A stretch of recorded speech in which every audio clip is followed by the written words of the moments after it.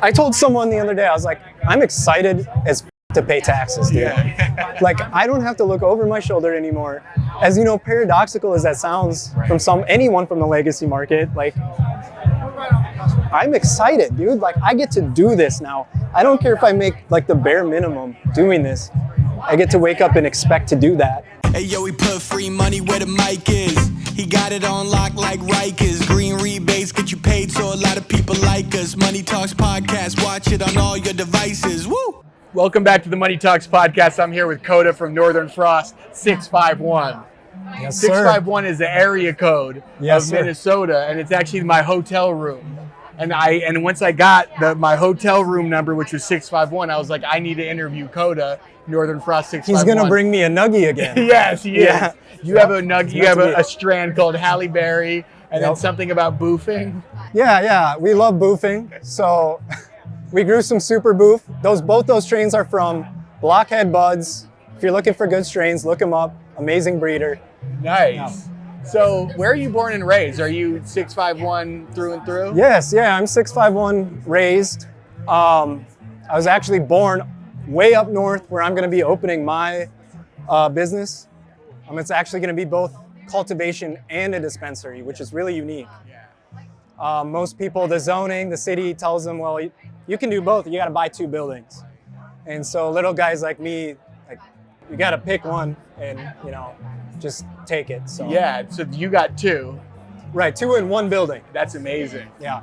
So people who are buying weed from you can look at exactly where the weed was grown. That's a different 10 feet away, farm to table. Yeah. That is, so I'm excited about that, really. Yeah, that's like a consumer experience. It's really undervalued, I feel like, in the industry. And then people say, you want it small, craft, boutique. Some people are out there opening like 8 dispensaries at once, and it's no problem to them, but the love's not in the plant. That focus. If you don't believe in the vibes, you just believe in the science, it's still that focus, that attention into those plants. So that's my goal. That's my part of the market, is just top tier cannabis, farm to table. Love it. So what made you fall in love with the plant in the first place? Man, I think the story's similar to a lot of people. Growing up, it's just, it was the gateway drug. And it's not, but it's where a lot of people start with, just experimenting, and it's got so many good properties to it. As I went along, I actually didn't like weed as much as other kids in high school, but like, I ended up loving it and discovering all of the medicinal traits it has. And right now, that's one of our big focuses with my business, is the terpene profiles, everything, getting all that locked in so we can deliver you guys the exactly like a la carte, what you need, how you need it. So I grew up with that. I used to participate in the legacy market. I ended up doing that for a long time, since I was like 14 years old. Were you like the dude in high school? I was the dude. I was at one point, like I said, I didn't like weed as much as others at one point. And they're like, wait, you're selling it, but you don't smoke it? I'm like, yeah. Which, that's whatever, but it was. But yeah, I eventually learned to appreciate it and really come to understand the plant. At one point, I was like, damn, I got to get my life together. I didn't know that Minnesota was going to legalize, didn't know what was going on. I was like, I'm going to join the military. So I joined. That's why you got the great haircut and the mustache. It's in rigs. It's in rigs. So I joined the military. That's 6 years. And that kind of brings me onto my next point here, is like, I have all this federal help from the government. The military will help you with anything, right? But cannabis is federally illegal. So I have no assets, no business, existing business. It's all personal loans, trying to finagle the system as best as I can to get the money to even start. Minnesota, one thing I'd really like to point out here is that Minnesota started they have a December 1st decision on where your seeds and clones are sourced. So most people that don't grow weed don't know this. Even people that grow, don't know this. It's hiding in there a little bit. It's starting to get out now, but essentially what's going to happen is after December 1st, if I want to grow a strain, it has to be from an approved vendor. So what that means is what you're going to see in the dispensaries potentially, I'm exaggerating, but here's your choice, Girl Scout cookies or runts. That's it. Because people like me, you know, we've been working on stuff from the start of legalization within our floor plan limit, of course. And people have been breeding for 40 odd years in legal states, generations of work. And if those aren't registered, we can't grow them. And as a new guy, I have to now somehow hurry up and get done and ready before December 1st. So I'm not stuck with Girl Scout cookies and runts, and that's it. You're saying hurry up and get them like registered before? Hurry up, get approved by the OCM, you know, do the build out, approved by OCM, yada, yada. So then I can then have them registered before December 1st. If not, I'd have to sell it to a tissue culture person or whatever. If it gets rescheduled, they can pull a Monsanto, rename the tissue I gave them, how they registered it, and then at that point, they can rename it, make it their own, and sue me for using it. So, but we only have so many choices, and it's really hard for like new and or small people to navigate this industry.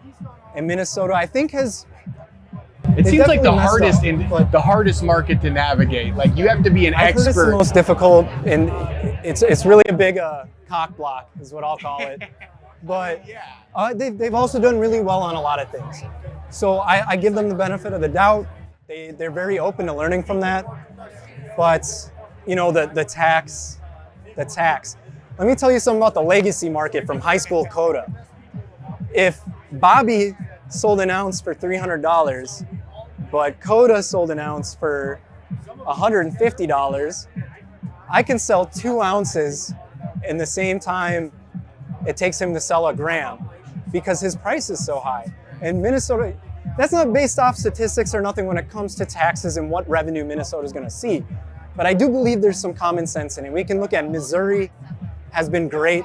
They've got a low, everything's pretty low and just great over there. You're saying like and affordable, low price. It's affordable on the consumer's end, on the business end. People aren't like me, right? These dispensaries are gonna have to buy that weed from people like me, put it in their store, and upcharge it to make their profit. And then Minnesota's like, well, if we knock it up, you know, we put up the tax 50%, we're gonna make 50% more money. And that's just unbelievable. It's not the case. No, it's not the case. It drives people, and it drives the amazing cultivators out of Minnesota to go to a place like Missouri that's more business friendly, and you don't want that. You want the best growers in the state, right? We're supporting the black market. I mean, that's the biggest thing. They say this December 1st decision on clones and seeds is to stop the black market, you know, harm it. Even though clones and seeds are hemp products, you can buy them online, whatever, but it's hurting me and therefore ruining legitimate retail and then boasting black market. Shouldn't they hire like cannabis experts in the government or in the OCM that kind of has their finger on the pulse? Because it seems like every decision they're making is an exact 180. Right. And I'm like not, where your mind is. Exactly. I think obviously I need someone with more, you know, economic background to be like, hey, if we lower it 5%, this is what's going to happen. My idea is just simply leave it at 10%, roll it back 10%, see how that goes, get the numbers. If you then want to bump it up 5%, at least then you have a baseline to compare against. Because maybe our market is completely different than Missouri in so many ways that it wouldn't compare anyways. So run a trial. But, you know, to start at 15 is just asinine to me. It's just asinine. So with all these things working against you, how hard is it to stay optimistic? And I guess what keeps you going and what does keep you motivated? Right. So boofing? No, I'm just kidding. Super boof, yeah. So I'd say I don't know, I'd say I'm losing my head. You know, a lot of days it's a lot of stuff to navigate and to plan out these things where the government are putting up these roadblocks.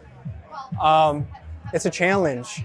But at the end of the day, if you really want it, like, you know, let this be your motivation. If you're looking at doing this and you're like, I'm gonna drop out, I can't do this, just know that that makes me feel better because now I have less competition. I want to see everyone succeed. At the same time, this is a business, and I think it's a huge challenge. It is.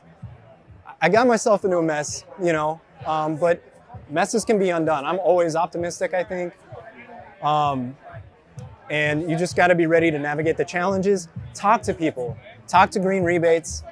You don't know. That's a lot of. I've been learning dehumidifiers, HVAC, lighting, LEDs. You know, if you're in Excel territory, you're gonna get a big check back.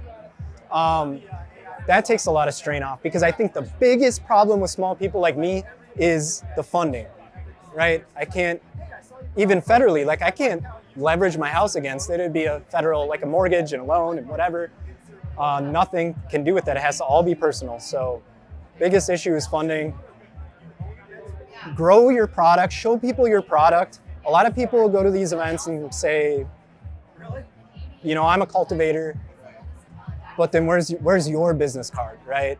Like, what do you have to offer here? What are you gonna do when you do grow? And I think that's important to show the results. If you're really ballsy and you think you're gonna learn as you go, I think that can be done. I mean, I'm not saying it can't be done. You gotta be really optimistic as well there, but yeah, so I'd say the biggest challenge is funding. It's not about how you keep optimistic, it's just do it. Just please, you have to do it. You have to be positive. Look forward to growing those. I love growing cannabis. I just look forward to that every day. If I can grow 300 of them and still give them all my love, my focus, my attention, and still give that craft experience, that's what I want. And if I can share that with people and sell it, luckily that's the situation I ended up in. So, you know, that's what I look forward to. Just think about what you look forward to. Don't think about the mess today. Just if you fall in love with the process, you're gonna win no matter what, regardless what the results are. And it's like, if it's something that you think about, like when I lay in bed at night, I think about playing basketball and rapping. Those are two things that even if I'm the worst rapper in the world, I'm winning because I love doing it. I told everyone, I told someone the other day, I was like, I'm excited as fuck to pay taxes, dude. Yeah. Like, I don't have to look over my shoulder anymore.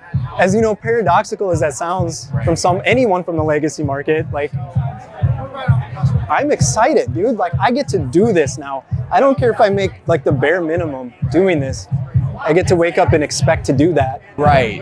And get by. And you know, cannabis's golden era, I'm from California, and the golden era was 96 to 2018 when it was medicinally legal and there were like small business owners who made a good living. They weren't creating generational wealth, but they made a good living. They did what they loved.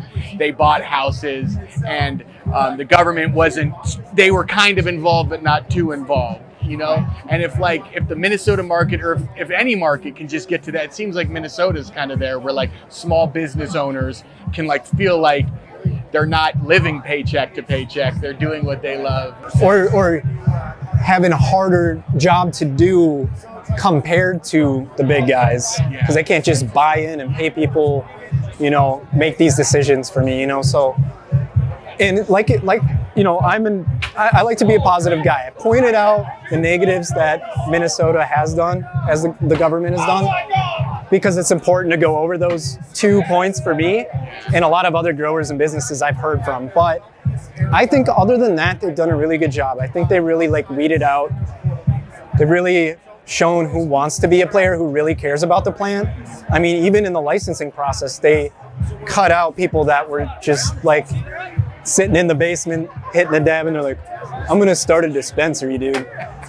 Sick idea, man, let's do it.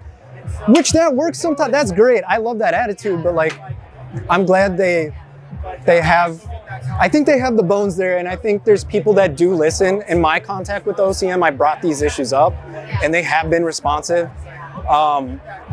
They say that they at least tell me they hear me. So that's a good start compared to you were heard, you were seen, everyone said you that. call the IRS and they're like, they want to hing up, you know, so yeah, good luck. So Yeah, I think they're doing a good job.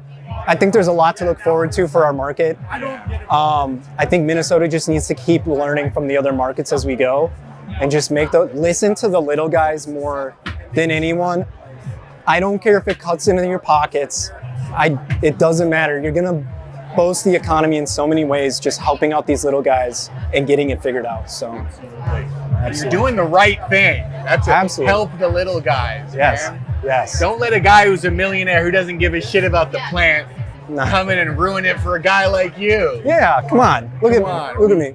And I'm not a socialist. It's not about socialism versus capitalism. It's about fuck just it all. let's let the most passionate people get what they deserve. Let us go to work. Yeah. Where could everyone follow you on social media? Yeah. You guys can follow us on Northern Frost 651 on Instagram.